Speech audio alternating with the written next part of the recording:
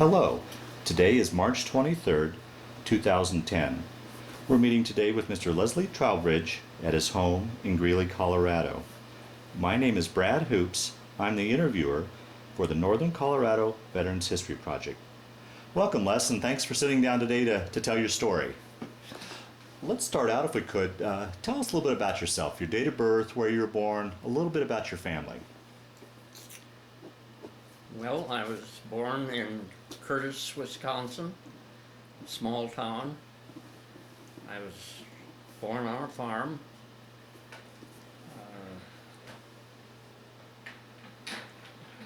The farm, we lived on that farm for 2 years, and then my father decided that he would like to repair automobiles. This was in 1920.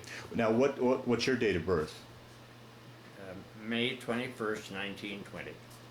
Okay. And so they lived on, I was born on that farm and lived there 2 years, and my father wanted to repair cars, so they moved to a little town in Wisconsin called Oakfield, and he went to school for a while to learn how to repair Model T Fords at that time. And but after 2 years he decided that's not really what he wanted to do, so he wanted to go back to the farm. And then they bought a property in Milladore, Wisconsin, which is right in the central part of the state. The nearest town is Marshfield, Wisconsin, and that's where I was raised. That's where I learned to milk cows and do all the things that have to be done on a farm. Now, did you have any brothers and sisters? I had, at that time I had 2 brothers, and they were both younger than I. I'm the eldest. The brother who was just a few days shy of a year younger than I only lived to age 59.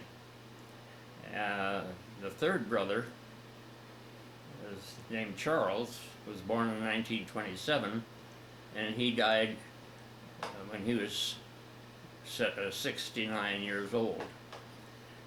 I didn't have any sisters. Okay. Before we get into your military experience, one event I always like to ask people, another major event during this time, do you have many memories of the Great Depression? I do. The Depression was in 1933. Living on a farm, we were quite self-sufficient, and really we didn't know that there was a depression going on. The only thing I can remember of that is that my mother economized a little bit, and we had popcorn with milk and sugar on it for breakfast. Is that right? But as I said, we hardly knew that there was a depression going on. Okay. Now the other side of this is that my dad did lose money in a bank that closed. So I'm sure that it was a traumatic thing for him, but it didn't affect me. Yeah, okay. So you went through the school system there and graduated. What year did you graduate from high school? Well, let's see. Let me preface that by saying I went to the Stepping Stone School, country school. I have a picture of it I can show you later. I skipped the 4th grade because I was doing well enough, and the teacher at that time thought, if I promote the girl who was in the class with me, that would be doing a disservice to her, so I'll put Les into the 5th grade. So I skipped the 4th grade. Is that right? So I passed through school in 7 years, elementary school. And then I went on to high school, which was in Milladore was the name of the little town, Milladore, and so our postal uh, address was Milladore. Okay. When I graduated, well then, they only had 3 years at Milladore, so I went to Auburndale for my last year of high school. And when I finished there, I had determined to go to college. I probably was the only person in Milladore, in that township, that went to college. Is that right? And I had to go to Stevens Point, which was a teacher's college. And in order to afford it, my dad took this 1926 Chevrolet and cut out the back window and put a door in it and put in seats for 4 people, just board seats, so that we could haul passengers and help us pay for the gas. Oh, wow. So I went to college at Stevens Point, Wisconsin, and Was it your desire to become a teacher? Was that? it's the only thing that was open to me at Oh, is that right? time. Okay. I mean, that's what, and I did very well, and I liked getting into that business, and so I majored in secondary education, secondary school education, and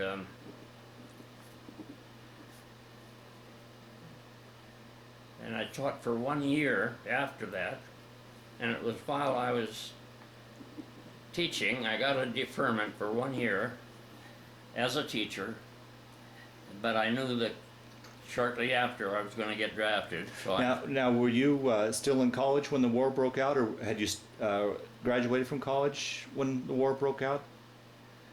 The war broke out in 1942, 41. 1941. I was teaching school. That was my first year of First teaching. year, okay. Do you remember where you were and what you were thinking when you heard about Pearl Harbor at all?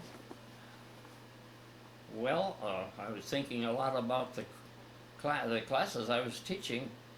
I was teaching at Milladore. I taught what amounted to the 7th and 8th grades. Uh-huh.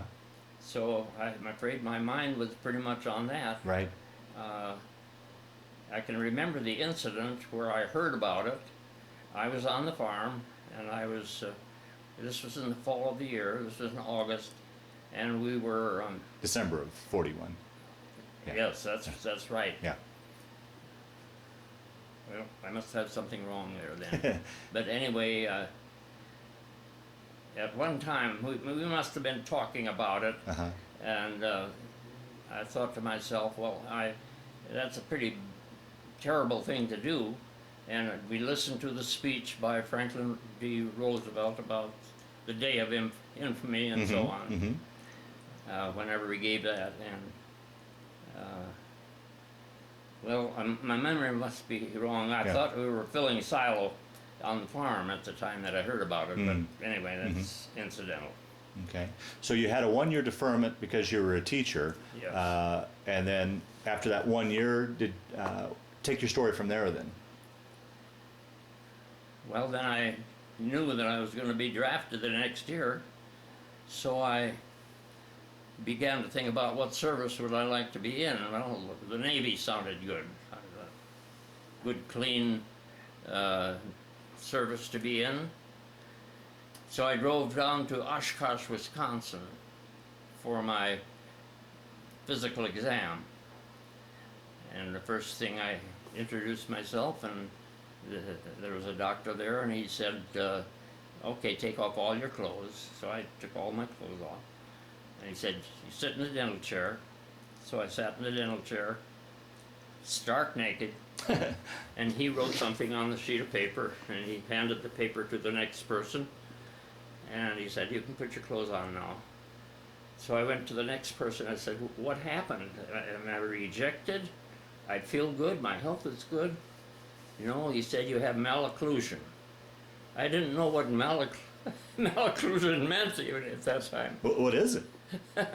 Well, my lower jaw is longer than my upper jaw, so that I can't put my lower jaw above, inside my upper jaw. And the Navy wasn't taking people like that. You're kidding. I don't know why, but they said that's the reason. Is that Yeah, right? malocclusion. I didn't even know what it meant. So I went home from Oshkosh, drove home and thought, what's next? So I thought, well, I've had a year of experience. I had my bachelor's degree. Mm-hmm. Maybe the Air Force would be interested. And I searched the papers, and sure enough, there was an aviation cadet program at the U.S. Army Air Force, USAAF, Mm-hmm. and in Chicago. So I signed up for that, and in about July of 1942, I went to Chicago and went into as an aviation cadet for the USAAF. Okay. Yeah. So that solved that problem. I got into the service that way, and I ended up with a bachelor's. I had my bachelor's degree, but I ended up with a commission, and then I was ready to be sent out to do something beneficial. And they sent me to Marfa, Texas. And Marfa, Texas is in the Pecos Mountains, way in western Texas. Now, how was that? Here's a boy from central Wisconsin, lush and cold, going down to this barren West Texas. That must have been a shock for you. Well, I guess maybe there were some events that happened that took that shock away, because the very first day I was at that air base, this air base was training twin-engine pilots. And the planes were made with canvas. The fuselages were canvas. The wings were all canvas. And the very first day on the job, we got a big thunderstorm, came across the field, went right over this, and the planes were all tethered out there. It came right over there and dropped hail about the size of your fingernail and punched holes in every one. 90 planes were completely washed out. Wow. Well, what are we going to do with our pilots? They had to send them to Roswell, New Mexico in order to complete their training, because they couldn't fly these planes anymore. About 5:30 in the afternoon, I had a call from the commanding officer of that field. He said, could you have predicted this thunderstorm or this hail? I said, no, sir, I could not. I saluted proper way, and I said, every thunderstorm has hail in it. Sometimes it's big, sometimes it's small. Well, now, why did he ask you? Because I was supposedly the commanding officer of the weather station. Okay. At Now, that field. now, did you have prior weather training, or is it? Let's see, this is, as an aviation cadet at the University of Chicago, I had meteorological training at the Institute of Meteorology. Okay, Yes. okay. Yes. So you weren't going to be a pilot. You were going to get into meteorology, or? Yes. Oh, okay. That's Okay. correct. Okay. Yeah. Okay. And so they sent me to Marfa, Texas. Oh, okay. I thought you'd gone down there for cadet flying training, but you went down to be the. To be in charge of the weather station. Okay. down Okay. there. I'm sorry. Okay. Go ahead. So, so I didn't get court-martialed. That's the.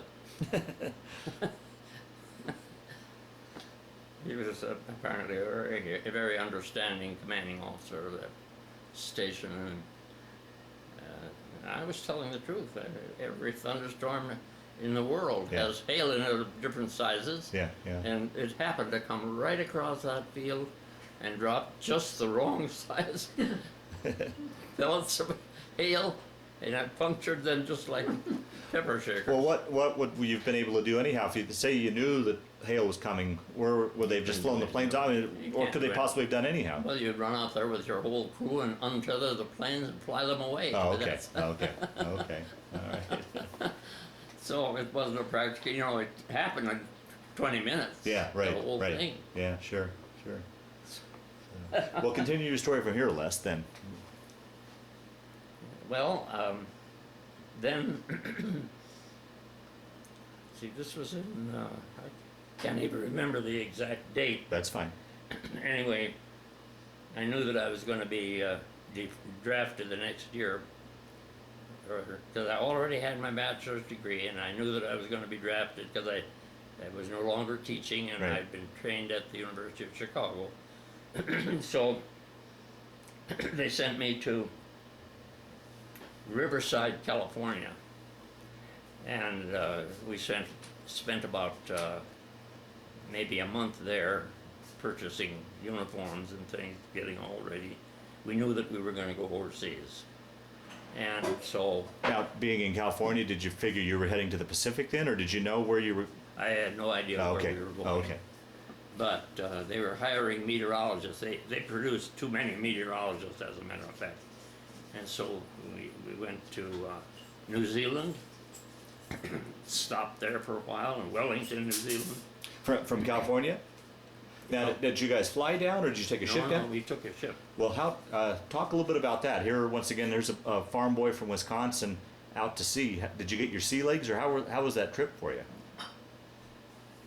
Well, I think it was okay. I was an officer, so officers and enlisted men were a different breed of people. You know, the enlisted men had to stay in the hold.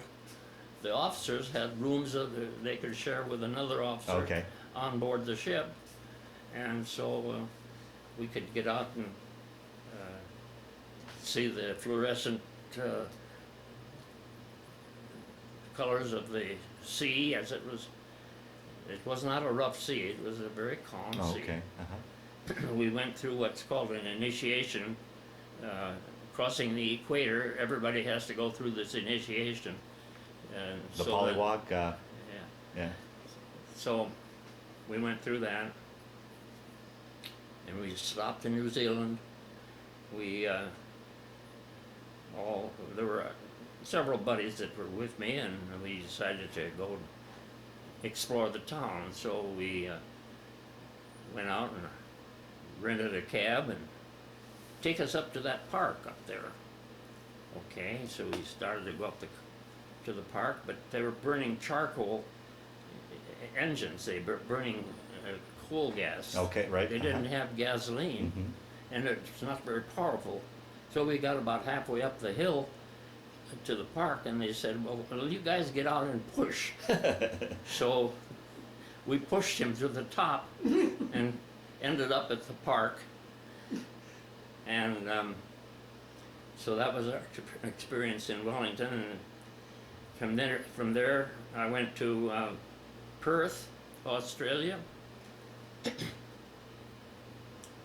And again, we toured the site, and I didn't know anybody there except the buddies who were with me. Now, were you already put into a unit at this time, or were you still traveling more or less independent, or? Well, I think they knew where we were going, but I didn't know where I was going. But you weren't into a particular squadron or anything like that at this point? I don't think so. Okay. Is that for me? Thank you.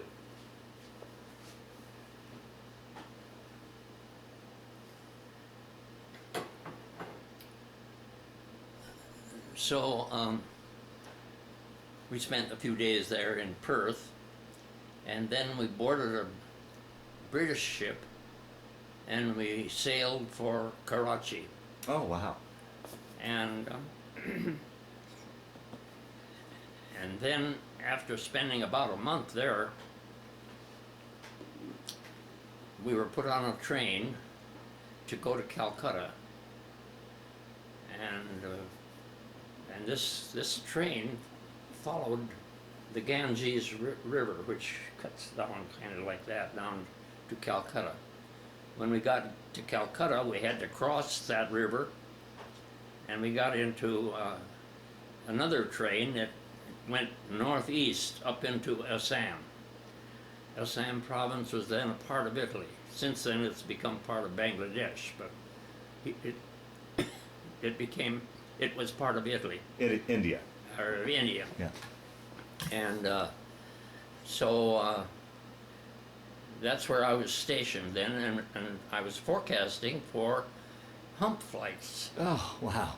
Uh, Pilots were flying supplies and oil over to Chiang Kai-shek, Over the Himalaya mountains. over the Himalayas. Yeah. Wow. And I went once. So that was enough. I didn't want to do that because some of those guys would. It was a heck of a vigorous flight. Well, it must have been a very hard thing.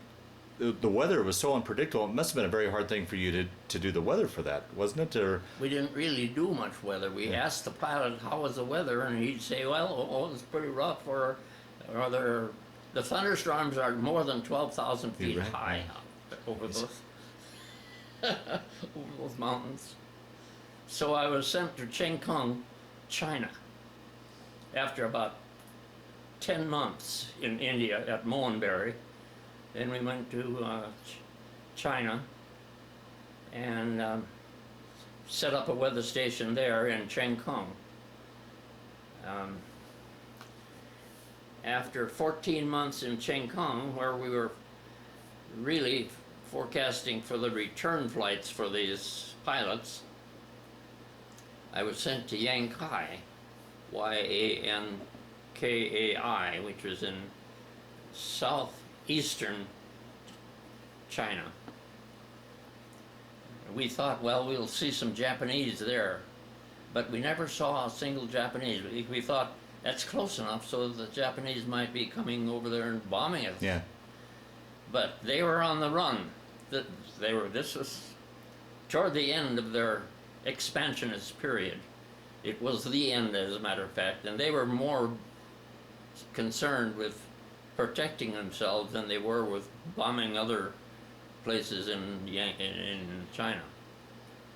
So while I was at Yankai, the bomb was dropped on Hiroshima and Nagasaki, and in another 4 days the war was over.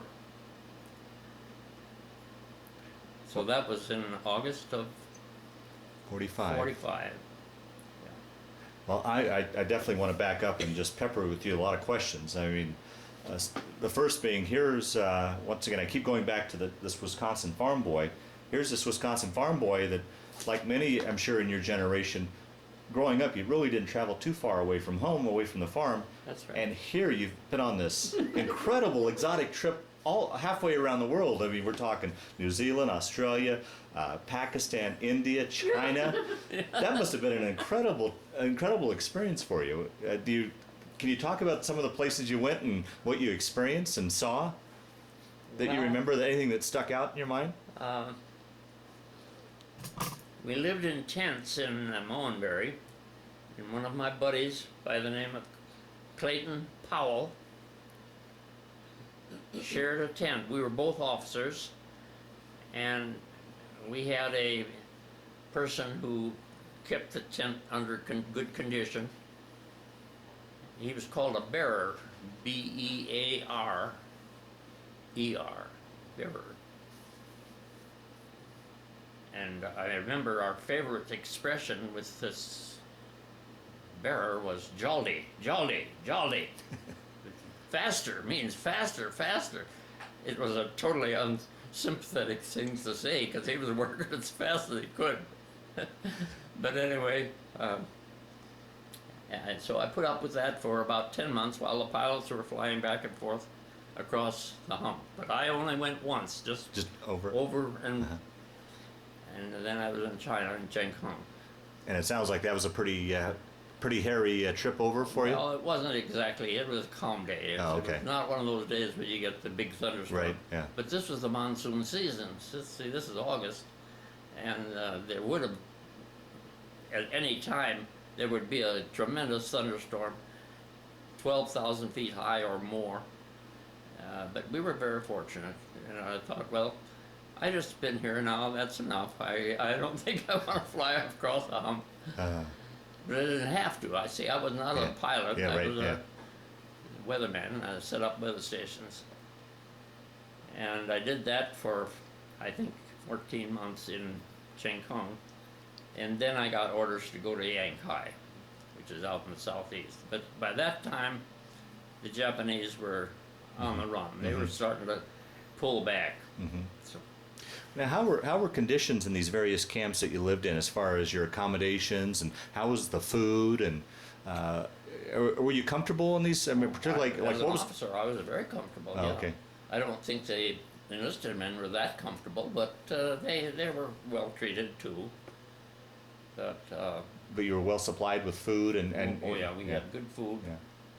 They bought food from the local people, and Now, would you have much interaction with the local people at these various camps, as far as the Indians or the? not really. Yeah, I mean, we were in Chinese? a little cocoon Oh, okay. actually. Uh-huh. So, didn't have much contact. One time we went into a little town of Dibbergar from Mohnbury. You take a cab, or maybe somebody had a car, I don't know. We went in to this little town, and one memorable thing that I noticed was that they had a dentist there who was doing his work outdoors. It was a nice warm day, and he had a little pliers like this, and he put it in the man's ear who was sitting in a chair and pulled out a pebble. I thought, how did that pebble get in there? You know. Well, the other hand was putting pebbles in, and he was taking them out. So this is the way that they were conning the GIs who'd been there. You know, he'd put pebbles in, and then he'd take them out. I thought, well, that's pretty neat. If you're ever broke, why, there's a way to make a living. Yeah, right. So. What was it like during the monsoon season? Was that with the torrential rains and? It's pretty rainy. Sometimes you get a long spell of rain, and then it would clear up. And it was not the movie version of a pouring rain. It was just kind of wet and nasty for a while. Then it would clear up and so on, as I remember it. But that's why I kind of smirk when I hear the weathermen talking about the monsoon that we have in southeastern Colorado. You've probably heard that term. Well, they're talking about air coming up from the Gulf of Mexico, begins to get a little higher altitude, it drops rain, and they call that the monsoon. I thought, they don't know what a monsoon is. Yeah, right. Well, now being in these isolated camps, what would you do for entertainment when you weren't on duty? Well, of course, a weatherman is on 24 hours a day, and you get a schedule, and you sleep, and you get up in the morning and eat, and then you're working your shift, and so on. What was I going to say about that? Entertainment is what you would do on your time off. Oh, yeah. I think he was an officer. I hadn't known him before I got to China, but I found out that he had an accordion. Now, what kind is it? Well, it's a small accordion, 3-row. I said, could I look at it? Yeah. Could I try to play it? Yeah. Because I had one of those at home, see, in Wisconsin. In fact, we had a little kind of a pick-me-up band for a little while. Is that right? Yeah. In Wisconsin. So I played it. I think I could play it better than he could. Is that right? Yeah. So I thought, well, that's pretty good. Here I come all the way to China, and I find this guy that has an accordion just like I had back home. But it was just a little incident. Now, would you ever play for the camp, put on a show at all, or just play for fun? No, I just played for fun. Okay. Okay. It was nice to know that there was an accordion in camp, and if I ever wanted to sit down and relax and play some of the old polka music that I did, why, that would be something I could do, you know. So, well, after the Yankai and the war was over, I suppose I flew but we flew to Calcutta, where there was a British camp, and we had what you might call R&R at this British camp, waiting for Transport back home? transport back home. Yeah, I think we probably were there a month, and good food, good relaxation. Did you get a chance to get into Calcutta and explore that at all? Well, I wasn't of a mind to do much of that. I Okay. was pretty much in a cocoon Okay. and sticking with my buddies and Sure, things yeah. like that. And so the day came then when we were sent to I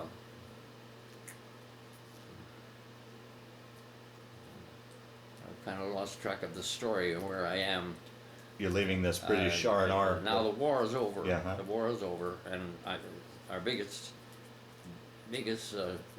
worry was how we're going to get home. Sure. And so, I guess our transport left from Bombay, maybe, or we probably left from Bombay. So we had to get from Calcutta to Bombay, and then we got on the transport to take us home, and we were going to go to New Jersey. So that's where I disembarked. Well, now, which way did you go? Did you go back eastbound to New Jersey? Or did you go back around? We went through the Mediterranean. So you did a complete circle around the world then. Yeah. I didn't think of it that way, but that's what we did. I'll be darned. Yeah. Did you make stops along the way at all, or was it? Well, we were on board ship, and I suppose the ship stopped.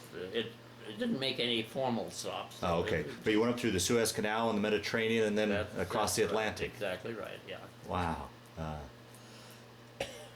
How long would a trip like that take back then? Do you remember how long you were on ship roughly? Well, probably a month at least. Wow. It was a pretty slow-moving ship. Yeah. Yeah. So, anyway, and then I finally got back to New Jersey, and from there I guess I took a train probably to Chicago, and my first stop was to see Dorothy. Well, let's back up there too. You knew Dorothy before going into the service, or talk about how you two met and how you knew each other. Yeah. Well, when I found out that I'd been teaching, and I guess that we had been corresponding. Oh, I met Dorothy while I was a cadet at the University of Chicago. Okay. And they used to take the cadets out to Servicemen's Center. a servicemen's center, yeah. So I went out there on a bus one time and went up and walked in, and where they had food and everything, and I was kind of bored, and I thought, well, I guess I'll go back to the bus. So I went back to the bus, and I sat in the front seat on the right-hand side, and here's a rear view mirror right up here. And I'm sitting there just thinking, and I saw this tall girl walk back up toward the center. And I thought, I guess I'll go back there. Good idea. So I went back in, and she had gone to the restroom, but I just waited, and I thought, well, when she comes out, I'm going to ask her to dance. I'll be darned. So I guess we danced a while, and then they had food all laid out, as they did in every service center. So you picked up what you wanted, and then you found a table. And they had, I've always been very partial to potato salad. And in the dim light, I thought this was potato salad that they had there. I helped a big spoonful of it and put it on my plate. We went and sat down. When I dug into it, I found out that it was pure butter. Oh.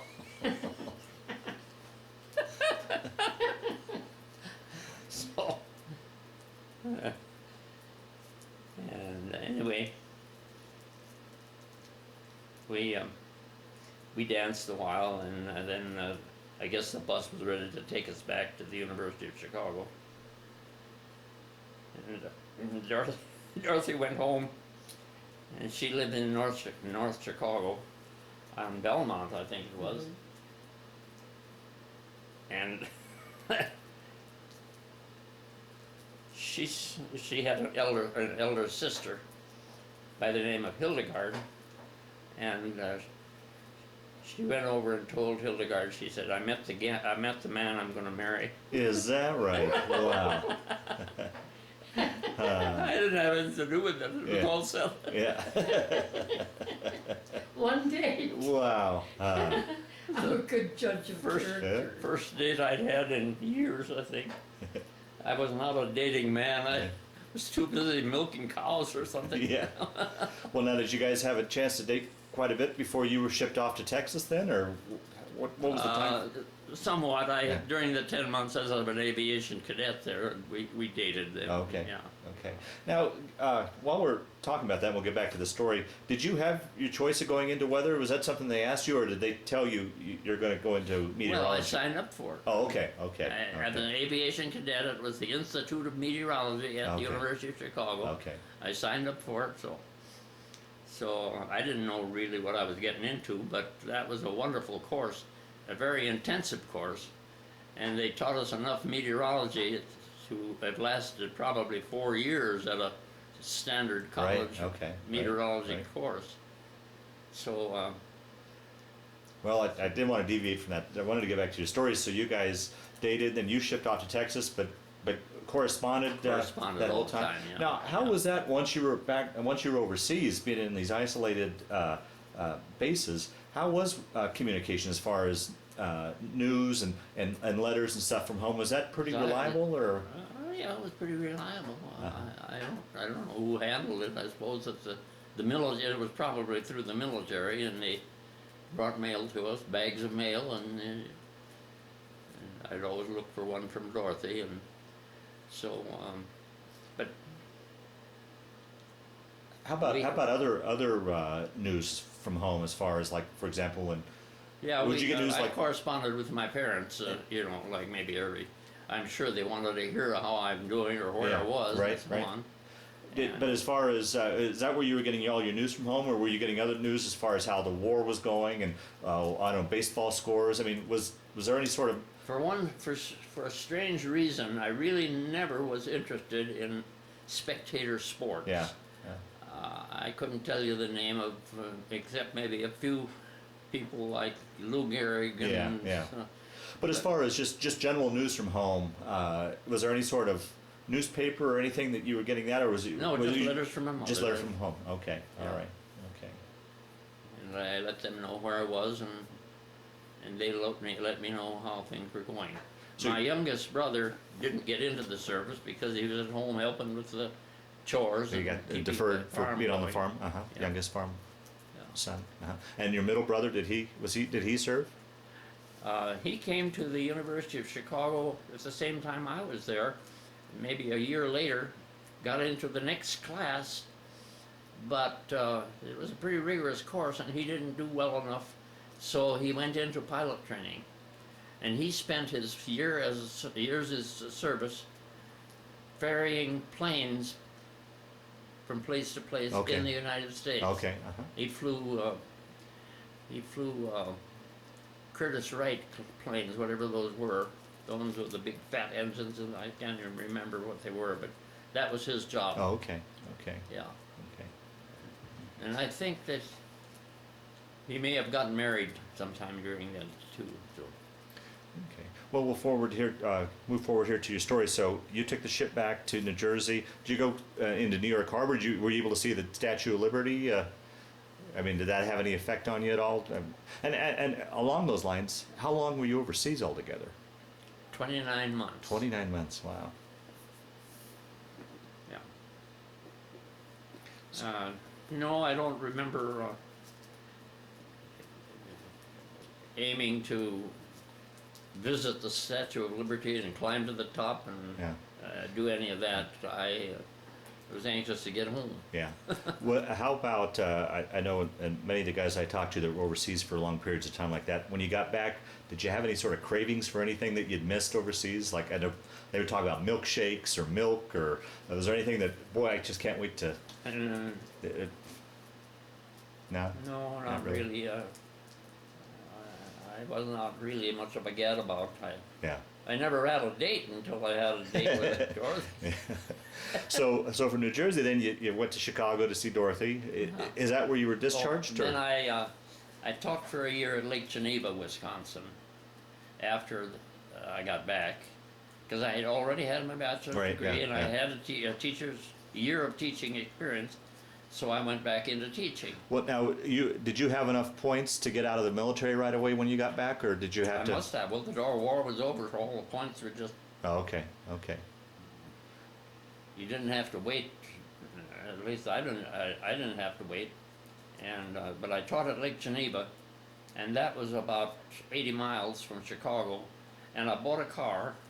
I bought a 1941 Plymouth with the savings, because I didn't waste my money. I saved it. I okay. saved it because I was getting an officer's pay, and I had about $6,000 when I Wow. came out, so I could go and buy a car, and then I had a car to go to see Dorothy on the weekends or something, Uh-huh. and so that's what I did. And I only taught at Lake Geneva for about 10 months, and then I thought, well, I was really trained to teach secondary school, not 7th and 8th grade, so I applied for a job at Wisconsin Rapids, Wisconsin, which was only 20 miles from home, and the superintendent came down. I told him where I was teaching and so on, and he said, I'll meet you down there at such and such a time. And I went there, went to a hotel and waited, and finally a big tall man came in. His name was Floyd Smith. I hadn't known him at all, but he came in, went to the desk, said, is there someone waiting for you? And or is there someone waiting for me? And the desk clerk said, well, there's a young boy waiting for you over here. I was 26 years old. But he hired me. So I got to teach physics and senior science at Wisconsin Rapids. Now, at this point, were you and Dorothy engaged or married yet, or still No, dating? we weren't married, but we were thinking about it. And Okay. that next August we were married. We were married on the 31st of August, 1946. And we're celebrating. We're celebrating our 64th. Wow. +4. Huh? We met in September. Well, we had met before, so we have two celebrations. On September 30th, 1942 was our first date. And that's when Dorothy had told her sister that Yeah. she was going to marry that guy. I'll be darned. So we celebrate that date as well as our regular date of our wedding date, Right, right. which is the 31st of August. I'll be darned. September 30th, 1942, and August 31st, 1946. So then you went on and had a career in teaching? Yeah, How many years did you teach altogether? I think, that's a little hard question. I lost track. 29? 29? Yeah, something like that, about 29 years. Hmm. And talk about your family, children, grandchildren, great-grandchildren? Well, we had 4 children.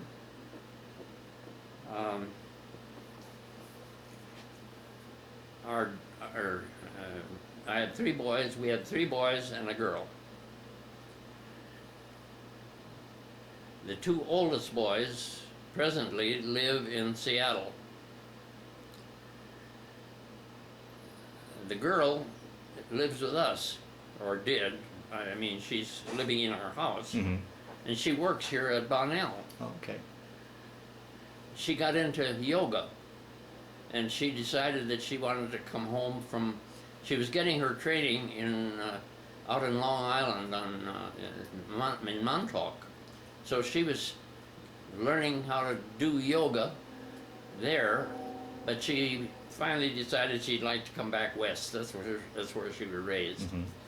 And so we captured her, and she is now working at Bonnell and plus about 12 other places in Greeley. Is that right? It just surprised the Yeah. heck out of me, because I didn't think Greeley, being a very conservative town, would be at all interested Yeah. in yoga. Yeah. But she had great credentials, and she got a job in the summertime, not quite as many as in the wintertime, but she has as many as 12 places to teach yoga here in Greeley right now. So it's worked out very well. So, and so we'll give her the house when we're gone, and she'll get the car, which is a 1999 Cadillac, and so she'll get that, and she drives that all the time, and she just loves it. Well, now, what brought you from the Midwest to how'd you end up here in Greeley? Well, I couldn't get a job in Ann Arbor because they weren't hiring their own graduates, and someone I knew, a colleague who taught at Wayne State University in Detroit, said, "I know of a place out west. You might apply to that." So I wrote to Dr. Hap Glidden, who was the chairman of the Department of Science, I think that was called. Here at the University of Northern Colorado? Yes. No, I was at Ann Arbor at that time, and but I wrote to the chairman. I heard about this job out here at UNC, Mhm. and they said, "Well, the chairman of that department is on a conference in New York City right now, and he'll contact you." So pretty soon I got a phone call. I was in Ann Arbor and got a phone call from him. "Could you meet me at the Union Station in Chicago, because I'd like to talk to you about that position we have?" Well, 200 some miles out there, but I thought, well, okay, chance for a job. So I drove to the Union Station. I saw this tall man standing there as if he was looking for someone. I said, "Are you Dr. Glidden?" He said, "Yes." "Are you Dr. Trowbridge?" I said, "Yes." He said, for some reason I was thinking you were a taller man." First words out of his mouth, "I thought you were a taller man." But anyway, we got along very fine, and I accepted the job. And I took quite a cut because I'd been teaching in Ann Arbor on nighttime classes and so on. And I So, was, to interrupt you, you'd gone on and got your PhD then? yeah, Okay. yeah, Okay. yeah. Okay, so you accepted the job here. So I took the job here and took a cut.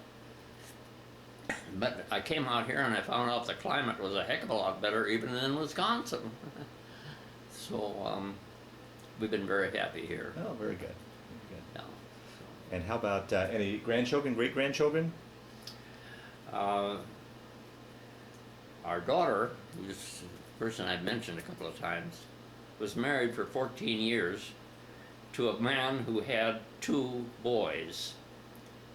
So she was a stepmom for these boys. And one of the times that we were coming to, I was making, well, maybe I should back up a little bit. Where should I start? When I had this department here, when I was teaching here at the University of Northern Colorado, I taught science education because my field was science education. And I had my PhD from the University of Michigan. Mm-hmm. And let's see. how does that go anyway? One of your students was from Taiwan? Oh Was yeah, it one of the Ouyang? students. I had a doctoral program. I was in charge of this doctoral program. It was a Doctor of Education, and so-called EDD degree, but it was at the equivalent of a PhD. And one of the students that I had in that group was Chinese. I had students from all over the world because they could come here and work and get a quarter of residence here and get into the field of science education. But Dr. Ouyang was kind of an entrepreneur. He went back to his, he was born in mainland China, but during that period of the communist takeover, Chiang Kai-shek had moved his whole entourage to Taiwan. Right. Taiwan is considered by the communists as the 17th province Right. of their government. But he wasn't having any communism, and so Ouyang, who was working in Taiwan, thought, why not get some of the middle school teachers there in Taiwan to come to the United States and get a master's degree in science education. And he convinced 10 of them to do that.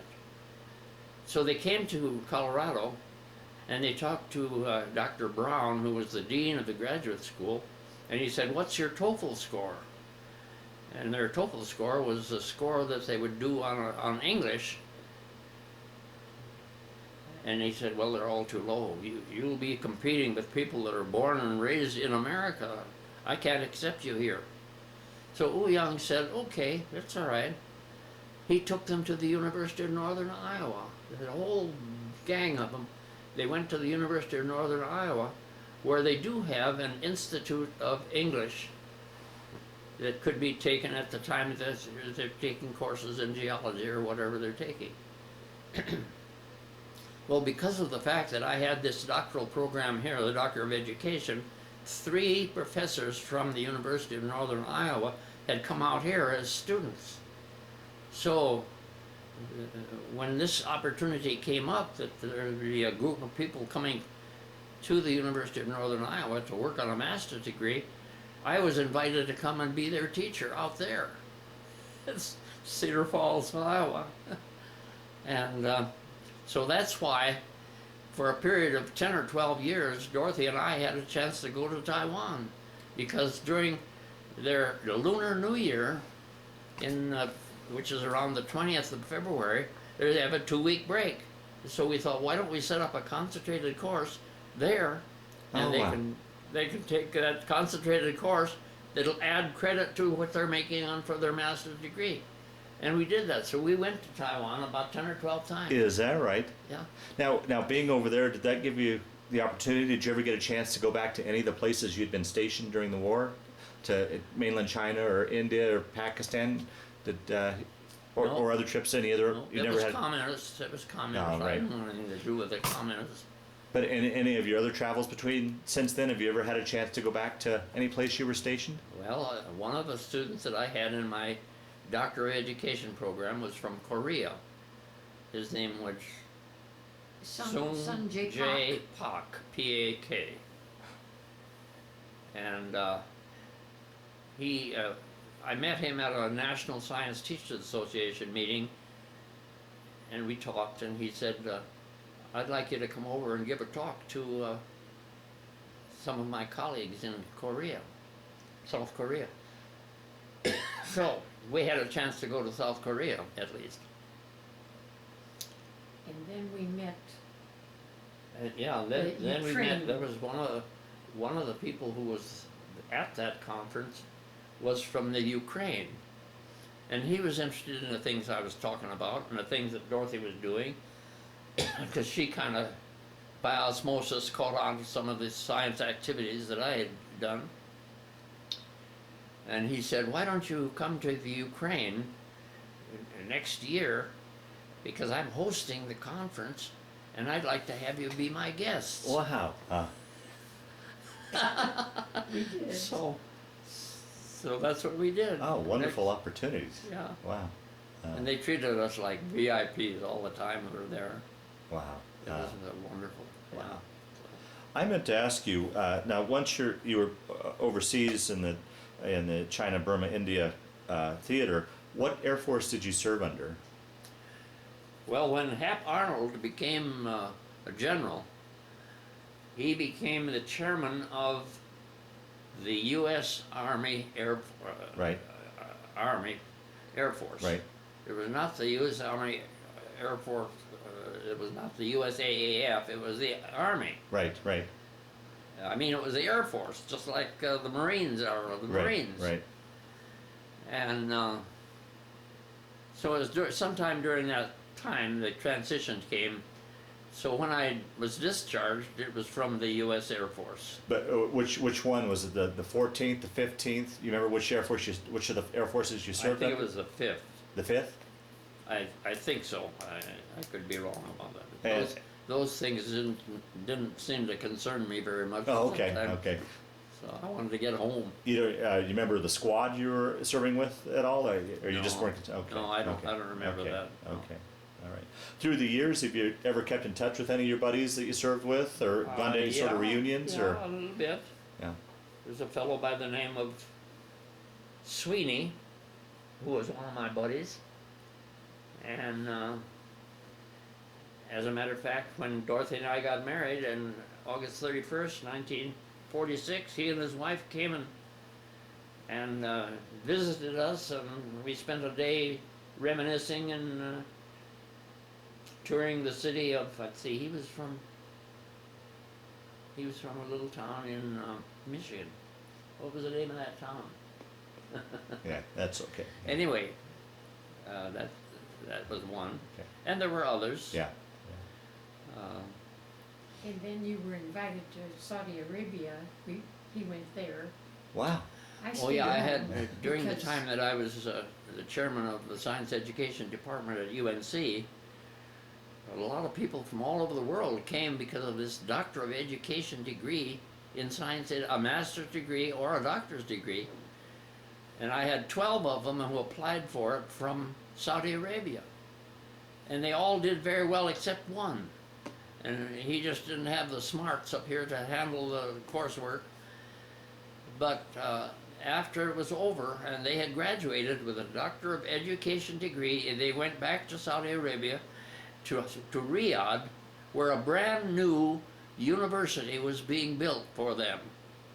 It was being built, and each one got a job in curriculum and instruction and all of the sciences that they were in, biology and so on. And so at one point they invited me to come over there and give a talk on physics and physics education. Wow. So Dorothy didn't want to go. I guess Just because the women are, Absolutely. Yeah. it would interfere with their conference. Yeah. They'd have to entertain me separately. Mm-hmm. Anyway, that was the time of the big oil money, and so oil was flowing out and money was flowing in, you know, to, and so every student had a palatial house, and we got invited to one of them for dinner one night. There was a fellow from Great Britain who also was invited to this conference.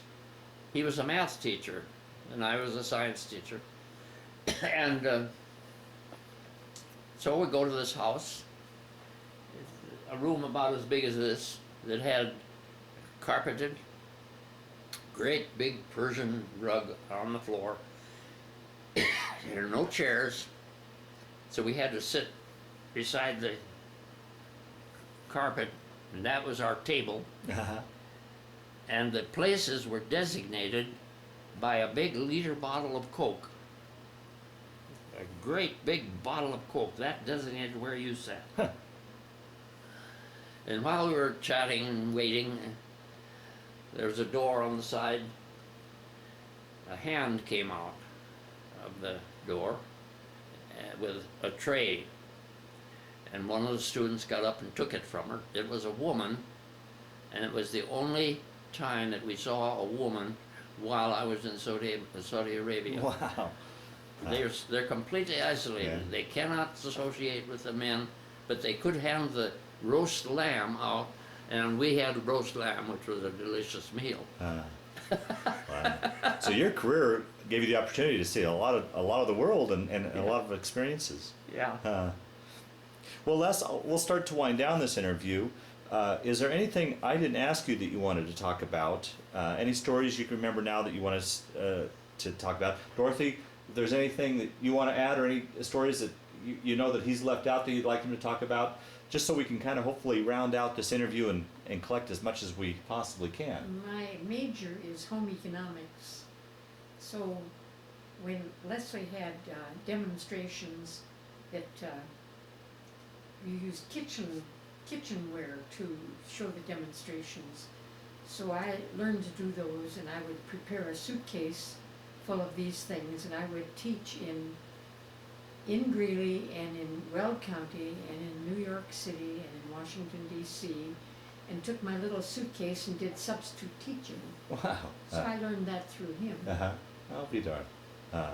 So then I also went to a women's science conference in Udine, University of Udine in Italy.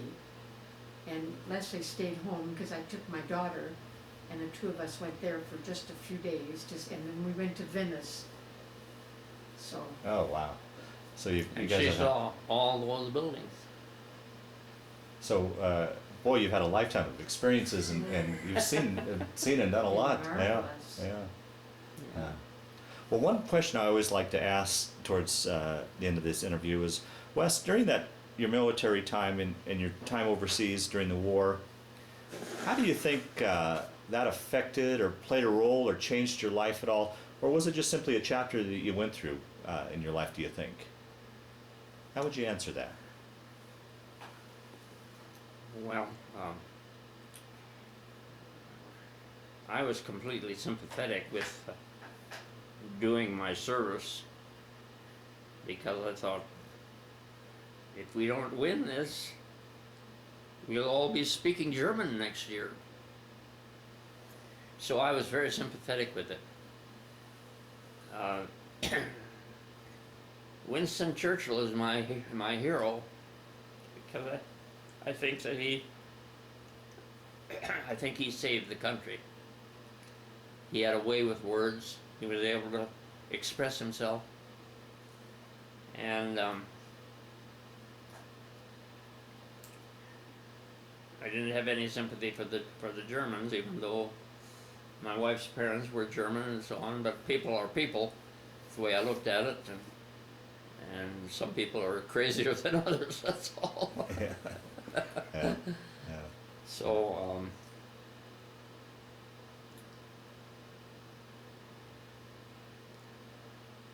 But I guess I was probably too busy with running this department, science education, and paid a price for it, because we got a new president in here at UNC who was not an educator.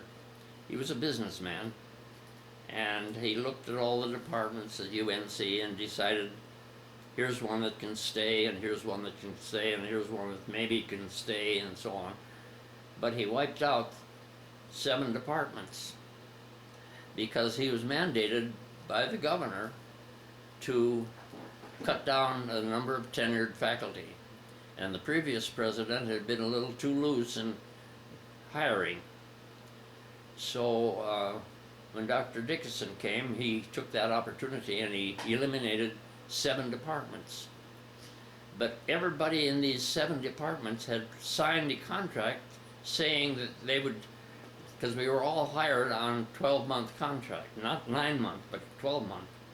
We had all signed those, and so I thought, now's the time to join the NEA. So I joined the NEA, and they have free legal services.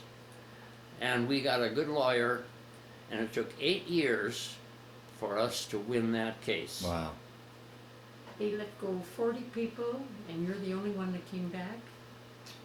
The only one who's got his job back.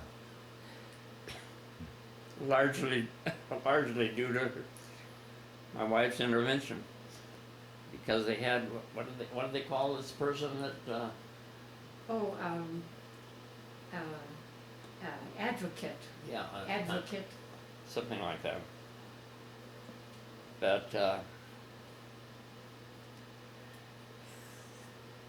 she has her tricks. She wanted to talk to the president. The president was having a meeting with all the bigwigs. So she went to and talked to the vice president. And she fixed up a can of beer and a sandwich and a few other things, and took them with her and said, "I'm staying here until I see the president." Well, that's the first time that ever happened. So she did get to see the president.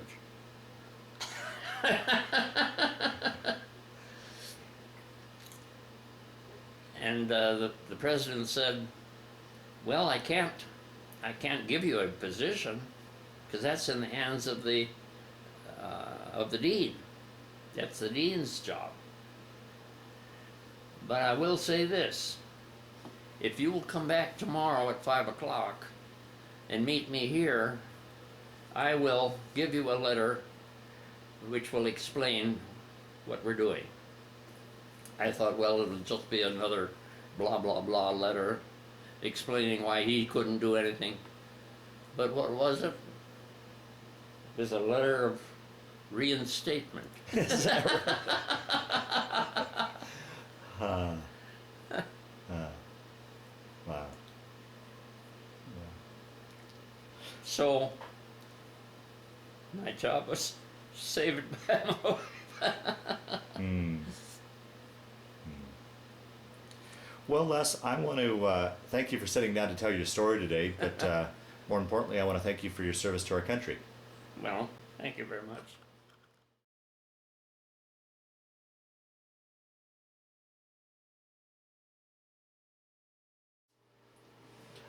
Well, this is a picture that was taken after the war. The war was over, and I came back to Chicago, and my first objective was to see my next to be wife, and so this is approximately the middle of August. No, not that. Anyway, it was after the war was over. I was an officer, and I carried a gun, but I never had to shoot it. I really had an educational experience because I had gone to the University of Chicago, Yeah. and taken courses there, and the Institute of Meteorology. I became a meteorologist, and so I was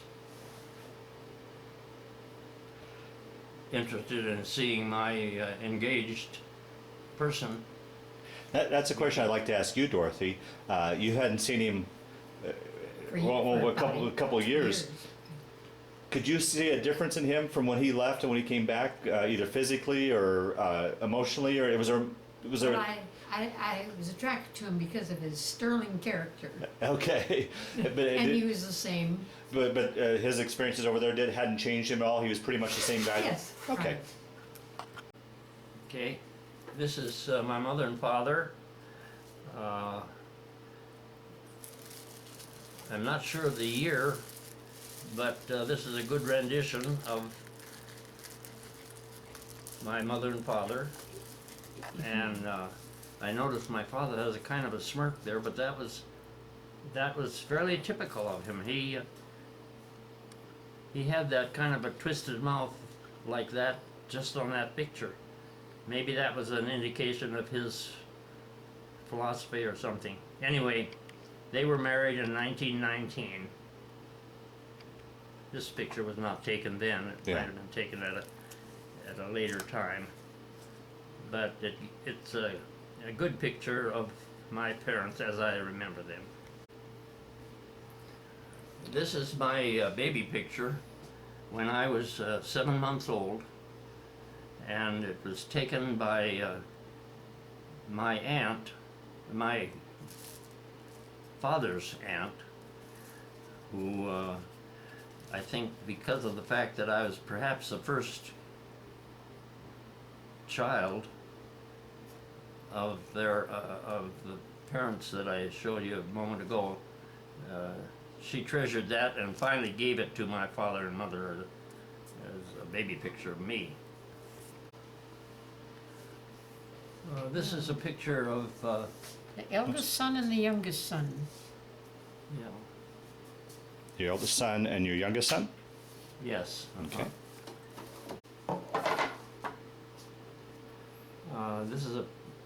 This is a picture of our eldest son and our youngest son, and the wife of our second son, Christina, and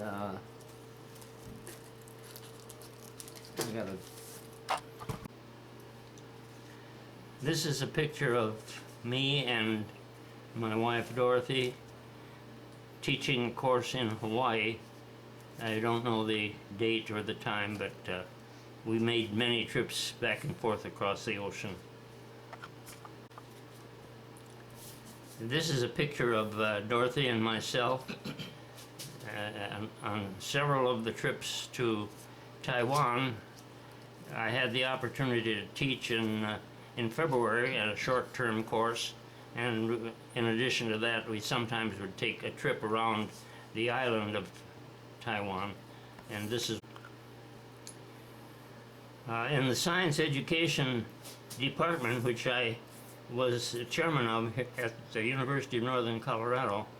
There were many students from all around the world who came to take part in the course on working on a doctor's degree in science education. It was a Doctor of Education degree. During the period of 12 years, I had 12 students from Saudi Arabia come to UNC and to take this course. You've got the opportunity to go to Saudi Arabia then. I had the opportunity to go to Saudi Arabia because they invited me to give a talk on physics and science education, and this is one of the opportunities. This is in the Ukraine, where I had the chance to go to a conference, and while I was at the conference, my wife had the opportunity to do a little shopping, and this is a picture of 3 of the secretaries whom my wife took shopping, and they all bought hats. So I don't know why I'm in the picture other than the fact that it represents the fact that I was in the Ukraine. This is a picture of our family with several grandchildren. They're not all there because the picture was taken before they were born, but Altogether, you have 9 grandchildren? we have Nine grandchildren. 9 grandchildren. This is a picture of my wife and myself and a young man named John Capel, whom we invited to go with us to Taiwan because I was going to spend a year teaching there. And while I was teaching physics and science education at the university, at Taiwan National Normal University, he took Mandarin Chinese as a language course during that time, and he was very good at it. He learned Chinese quickly and was able to buy our food, was able to instruct the cab drivers where we wanted to go, and I think it completely turned his idea around of what education was all about, because he saw other students there who were engaged in educating themselves. What a great opportunity for him. Yes.